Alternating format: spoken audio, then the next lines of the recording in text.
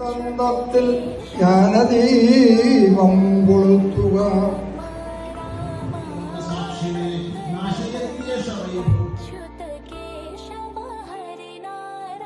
ഭാരതീയ ഇതിഹാസങ്ങളിലൊന്നായ രാമായണദേവി എന്ന് പറയുന്ന ക്യാരക്ടർ ഒരിക്കൽ പോലും പ്രശസ്തിക്ക്. രത്നാകരൻ ഒരു വേട്ടക്കാരനായിരുന്നു.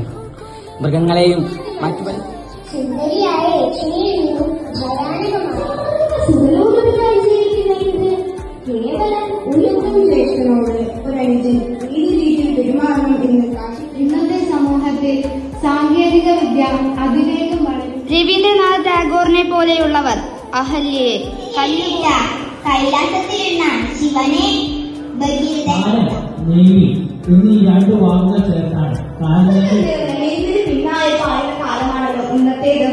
ജനിക്കുന്നത് എന്നാണ് വാത്മീകി രാമായണത്തിൽ പറയുന്നത്.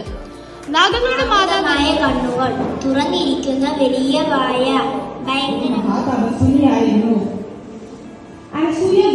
ഇതാ ഈ എളിയ ഭക്തസന്നിധിയിൽ ആഗമിച്ചിരിക്കുന്നു.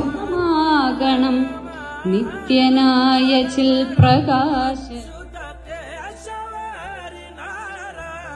ഗാന്ധി കൊല ചെയ്യപ്പെടുന്ന സന്ദർഭത്തിൽ ഏറ്റവും ഒടുവിൽ അദ്ദേഹം ഉച്ചരിച്ച വാക്ക് ഹേ റാം എന്നാണ്.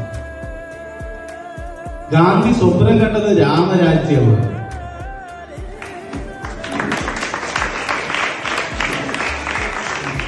പിന്നെ രാമായണം എന്ന് പറഞ്ഞാൽ രാമന്റെ അയനം സഞ്ചരിക്കുക. അയനം ശരിയാവണമെങ്കിൽ നയനം ശരിയാവണം. കണ്ണ് വഴി ഒരു യാത്ര എന്ന് പറയുമ്പോ യാത്രയ്ക്ക് ലക്ഷ്യം ഉണ്ടാവില്ല. ലക്ഷ്യമില്ലാണ്ടൊരു യാത്ര.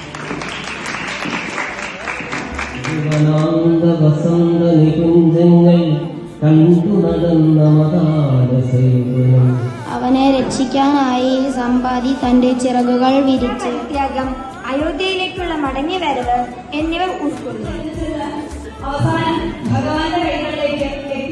ജാമ്പവാന്റെ ഉദ്ഭവത്തെ പറ്റി പറയുകയാണെങ്കിൽ ബ്രഹ്മാവിന്റെ കോട്ടുവായിൽ നിന്നും ജനിച്ചതാണ് ജാമ്പവാൻ എന്നാണ് പറയുന്നത്. ലക്ഷ്മണനെ രക്ഷിക്കാൻ മുന്നോട്ട് വന്നത് സുഷേണനാണ്. മകളായ ഇളമ്പളയിലുണ്ടായ മകനാണ് കുബേരൻ. പുത്രന്മാരും 4 പുത്രികളും ഉണ്ടായി. അതിൽ 13ാമത്തെ പുത്രിയായിരുന്നു കൈകേയി. തിളങ്ങുന്നു. ജനങ്ങൾ സന്തോഷത്തോടെ ജീവിക്കുന്നു. എന്നാൽ ആ രാജാവിന്റെ